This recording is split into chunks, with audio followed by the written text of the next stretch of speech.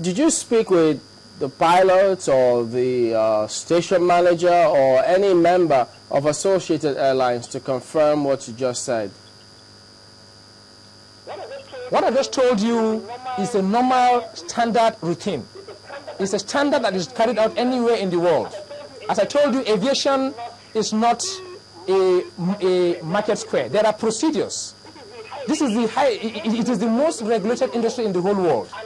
And what we do, we don't just do it for doing sake. We do it because that is the standard. You cannot just wake up in the morning and just think you can go and use an aircraft without following. There is even a checklist. You must go through the checklist and ensure that everything is okay. And I have never seen in my life, for the past 10 years that I've been in the aviation industry, I have never seen anybody, going to just, it is not possible. The routine is that even after the engineer has carried out his inspection, when the captain comes on board, he will even carry out his own inspection to confirm what the engineer has done. He has his own checklist as well, as approved by the manufacturer of the aircraft, also as approved by the Nigerian Civil Aviation Authority. So I'm very, very confident that if any trained, licensed personnel is embarking on a flight, as pilot or as aircraft engineer, there are basic routines that must be carried out. Mind you, NCA inspectors are on the ramp, they are going around on daily basis, and they also see what we do. They also regulate us.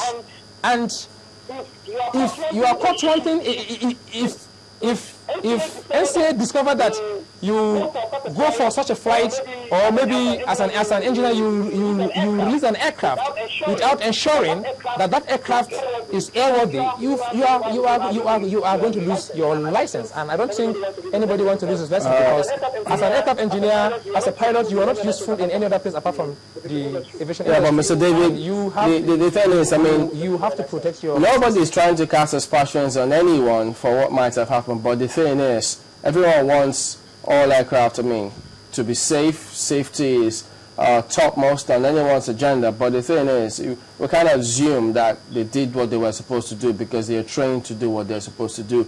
That's why we have those departments, those associations, those agencies for checks and balance. And so we're just looking at possible errors, because you say nobody should assume, nobody should perhaps speculate, but you haven't confirmed from them, but you're just giving us scenarios that you're sure he carried out without having confirmed.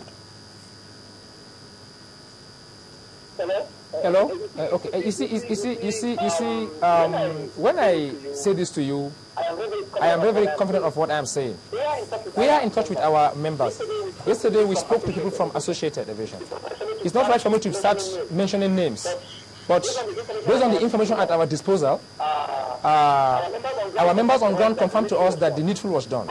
Mind you, apart from NCAA regulating the airlines, in each airline, there's also what they call the Quality Assurance Department.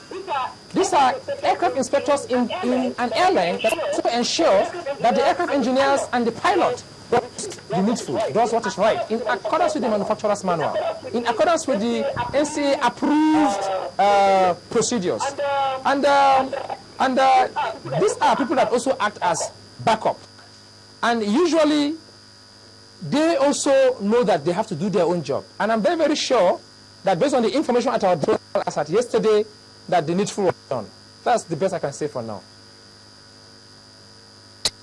That's perhaps what it might have been indicated initially. But in some of these cases that you mentioned, some of the questions that were put to you about the third-party confirmation before the flights are allowed to fly, in some climes, we've seen some aircraft engineers certify a plane to fly, but when the NCCA in the States checked, they refused to let the plane fly, delaying it for some 2 hours before some other things were done. So that's why some are asking, shouldn't a third party be in to certify on this before they're allowed to fly? Because they've seen it done elsewhere. You see, when you say third party, in aircraft maintenance across the globe, the manufacturer of these machines and the International Civil Aviation Authority and the Nigerian Civil Aviation Authority are clear. There are specific areas where you need what they call duplicate inspection.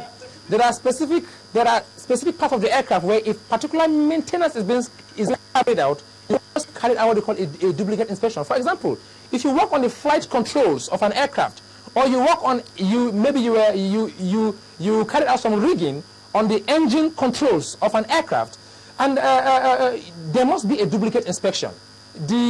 You must have a senior aircraft engineer who is licensed, who will release this aircraft for a flight, and also an experienced aircraft engineer will also come and carry out a duplicate inspection. But you see, when you say third party, I don't really understand what by third party, because that is not a language that is being practiced anywhere in aviation industry across the globe. But all I know is that we have systems in place to checkmate. There's always a fail-safe. There's always a system in place to ensure that there's no room for such errors. Balami David is the National President, Aircraft Pilots and Engineers. Thank you for speaking with us today on Sunrise Daily.